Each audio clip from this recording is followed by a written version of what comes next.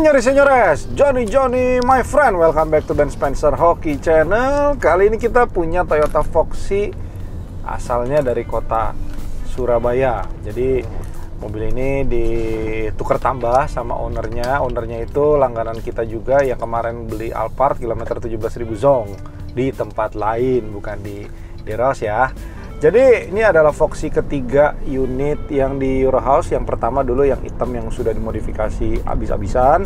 Yang kedua itu kita punya lagi warna apa kan? Banyak John Foxy mah. Enggak, Foxy yang baru. Yang baru cuma 2 kali doang ini. Oh, 2 kali doang ya. Berarti ini yang kedua, dan ini warnanya putih, plat L, nomornya genap. Lalu pajaknya bulan Agustus 2025. Ya. Jadi sedikit cerita tentang Foxy. Foxy ini adalah salah satu mobil keluarga yang banyak diminati oleh keluarga-keluarga yang Gen Z ya. Dikarenakan kabinnya yang lega, terus steering wheelnya yang benar-benar enteng, dan juga apa ya namanya ya, modelnya tuh menyenangkan. Kalau gue bilang modelnya tuh benar-benar futuristik, tapi juga nggak malu-maluin gitu buat dipakai, nggak kelihatan kayak orang susah ya kan Om. Sudah gitu, lain cerita kalau kita lihat Toyota Navon, memang modelnya nggak banyak diterima orang. Tetapi ketika Toyota masukin Foxy, baru mulai rame. Cuman sayangnya, Foxy yang generasi sebelum ini harganya cukup jatuh ya. Kalau kita lihat, kalau yang kilometernya di atas 100 ribuan, 2017-18 sudah di bawah 300, di atas 250 juta. Dan yang ini banyak sekali yang menyayangkan ketika pertama kali debut di 2022, mobil ini kenapa dihilangkan sunroofnya. Kan? Itu jadi satu pertanyaan ya. Padahal sebenarnya Toyota sendiri tahu sunroof itu adalah titik kunci ketika mobil keluarga itu dijual di Indonesia pasti laku.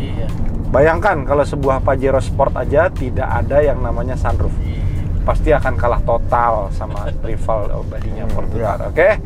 Jadi kalau kita lihat, kalau gue lihat dari bayangan market, menurut opini gue pribadi, Toyota Foxy menghilangkan sunroof itu dikarenakan Toyota Zeniq yang tipe Q dan V itu yang hybrid memiliki sunroof. Nah, makanya kalau Foxy sendiri walaupun dia tidak ada sunroof, dia juga tidak dibikin versi varian hybrid. Kenapa? Agar ya tahu sendiri ya, karena kalau misalkan kita lihat Toyota Innova Zeniq udah pasti TKDN-nya di Indonesia, yang artinya notabene di mana biaya kos produksinya jauh lebih murah, dan juga yang kedua untungnya pasti lebih gede untuk ATPM gitu. Bayangin kalau nih Foxy udah ada sunroof, TSS, hybrid, pasti laku John ya kan. 700 juta aja gua rasa orang akan tetap beli mobil ini karena patnya 1,8. Iya, dan kalau kita lihat ini memang size segini tuh sangat cukup, dikarenakan kalau kita lihat rumah-rumah orang sekarang kan bergeser mulai dari yang 200 meter sekarang ke 120, bahkan mungkin ada yang rumahnya sampai 60 meter ada John. Iya, 60 meter pun juga ada gitu kan. Makanya kalau mobil ukuran segini sudah sangat cukup sebenarnya. Oke. Lalu kita lari ke bagian interior. Di interior ini sebenarnya surprisingly modelnya tuh menurut gue bener-bener bagus. Mulai dari layoutnya, kompartemen-kompartemennya juga cukup banyak. Kayak contohnya ada cup holder lagi di sebelah sini. Nah, di sebelah sini, dan juga ada soft touch di sebelah sini. Kompartemen di atas, kompartemen di sini yang cukup lega, dan di sini juga ada kompartemen yang bisa dibuka. Iya, dia juga ada power outputnya juga, Type C to Type C. Tapi di sini fungsinya untuk ngecas aja ya, bukan buat apa konektivitas Android Auto dan Apple CarPlay-nya masih menggunakan kabel. Lalu kalau kita lihat di bagian depan dashboard, dia sudah ada head-up display yang lengkap dengan fitur lane keeping assist yang terlihat secara jelas di sini nih. Jadi Toyota ketika menghilangkan dual sunroof yang ada di Toyota Foxy, dia menambahkan fitur TSS dan juga lane keeping assist di sebelah kanan setir. Lalu kalau kita lihat model setirnya ini kurang lebih hampir sama dengan Toyota Innova V Hybrid. Jadi kalau kita lihat model setirnya kurang lebih sama, model transmisi tuasnya juga sama. Lalu kita lihat dia punya electric parking brake-nya juga kurang lebih sama. Jadi kayaknya Toyota sharing platform chassisnya antara Innova dengan Toyota Foxy, di mana chassisnya dua-duanya tuh sama-sama TNGA. Oke, lalu Foxy tidak menghilangkan aura mewah di mobil ini. Jadi karena dulu dia merasa bagus nih John, kira-kira kalau warnanya interior all black, jadi interior di Foxy generasi yang ini pun sudah tetap all black, ya kan? Tuh, jadi buat teman-teman lihat, semuanya juga lampunya sudah full LED bawaan pabrik, jadi lu nggak perlu lagi ke Euros buat ganti. Nah, lalu di sini juga ada kompartemen kecil, ada portable charging yang sebenarnya ini adalah fitur yang paling nggak berguna John di mobil John, menurut gua. Ngecasnya lama, udah gitu ketika lu ada apa-apa juga ribet gitu ya kan. Jadi lebih baik ini sebenarnya dihilangkan aja dan dipotong harganya mungkin kan. Nah di sini juga ada satu kompartemen lagi. Sebenarnya sih ini cukup buat naro botol minum atau apa kan, tapi dia tidak ada output AC-nya di sebelah sini. Oke, di bagian tengah sini seperti ciri khasnya si Toyota Foxy. Sebentar kita minggir dulu sedikit.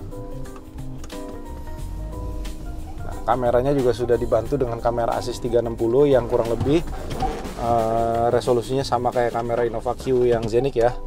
Tuh, udah bawaan dari pabrik.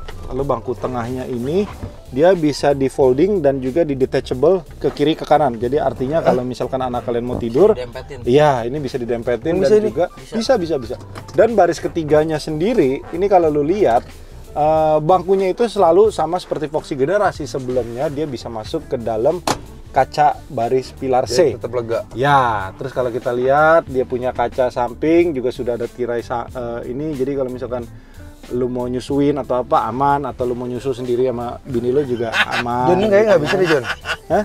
Yang Foxy lama bisa John? Bisa. Yuk kita coba yuk. Let's go. Oke, ada yang perlu gua ralat. Ternyata bangkunya dia ini tidak bisa dikesampingin ke tengah. Jadi dia hanya bisa maju mundur. Nah, coba buka kan bangku belakang kan. Kita mau lihat bangku belakang. Selagi Kenny buka bangku belakang, di sini juga kita sudah bisa dimanjakan dengan dua USB Type C ya. Jadi kalau misalkan kalian mau ngecas, udah cepet ngecasnya karena dia modelnya Type C to Type C, bukan dari USB lama ke Type C. TV-nya tidak seperti Innova Xenic, dia ada di atas, dan juga TV-nya tidak kalau menurut gue tidak independen. Jadi artinya kalaupun lo mau pakai pun nggak bisa kayak Innova Xenic yang satu persatu, lo harus bisa mirroring dari depan gitu. Terus tombol AC-nya juga cukup mewah di sini, yang tadinya ada sunroof nggak ada, dan di sini ada lampu buat malam, dimmer kecil, dan ini posisinya di bangku belakang. Aku lipat dulu bangku ininya biar bisa ngeliat ke belakang. Nah, ini posisi bangku belakangnya. Kalau menurut gue sih bangkunya ketipisan ya Ken. Ini tipis banget John bangkunya. Karena biar bisa masuk sini John. Hah? Enak nggak?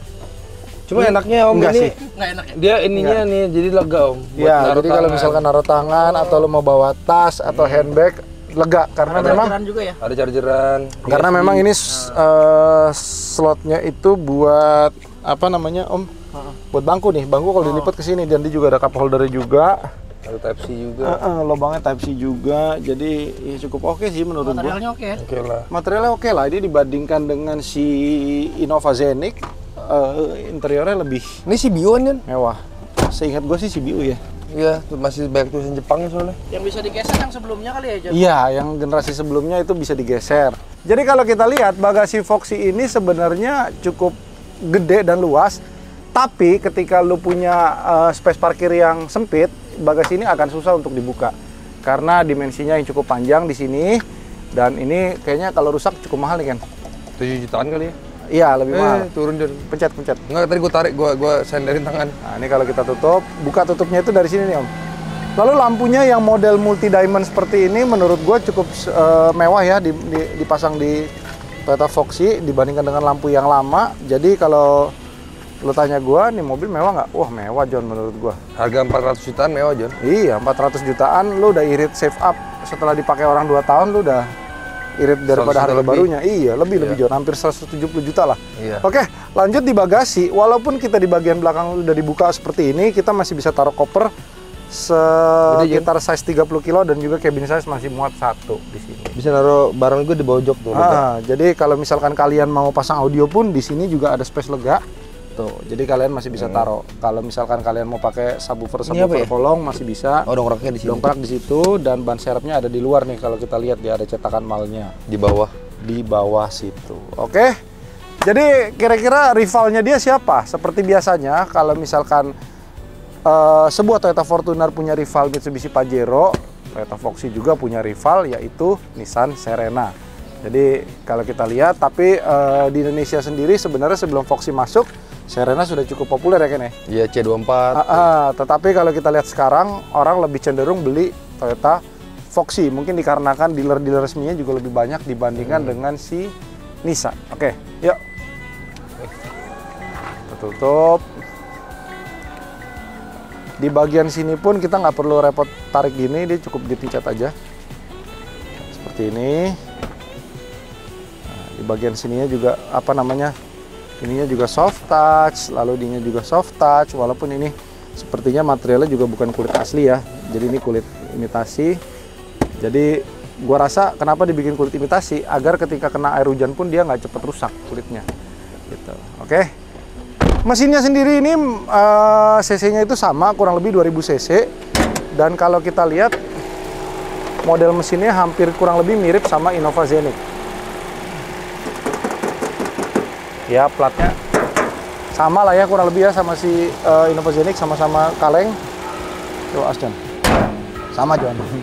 Tapi kalau kita ngelihat dia punya bumper ini cukup mewah. Mungkin kalau kalian mau nambahin fog lamp kayak Toyota Foxy yang hitam dulu pernah kita beli. Yang di sini, Om? Iya, itu akan lebih mewah, sekitar 8 jutaan, John. Mahal ya.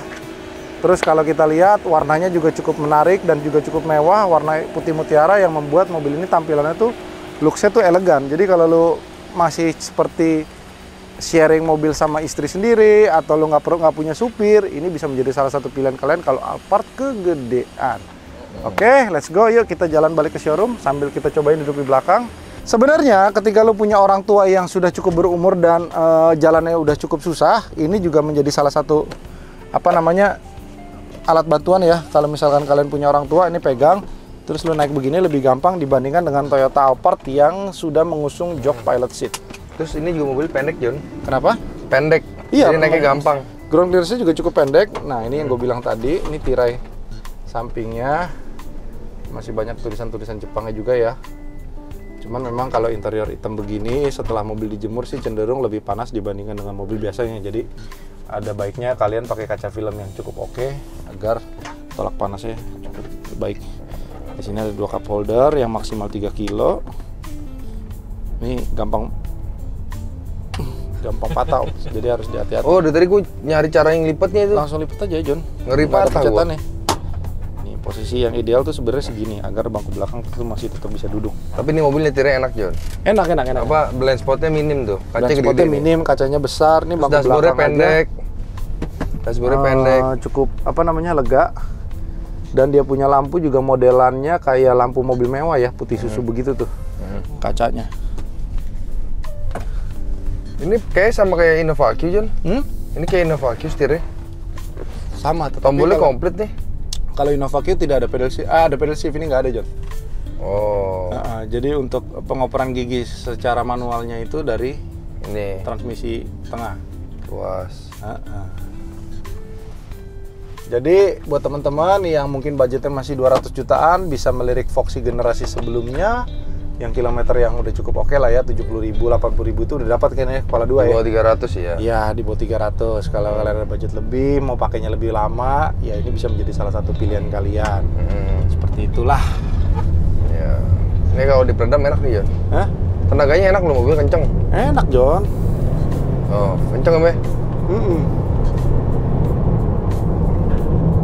Kalau lihat dari lantainya sih ini mobil harusnya FWD ya, John. Emang FWD? FWD ya? Sama kayak Alphard ya? Sama kayak Innova. Wah, nggak mau ngerem dia. Iya. Gile. Iya. Gua tanyakan oke nggak John kira-kira John?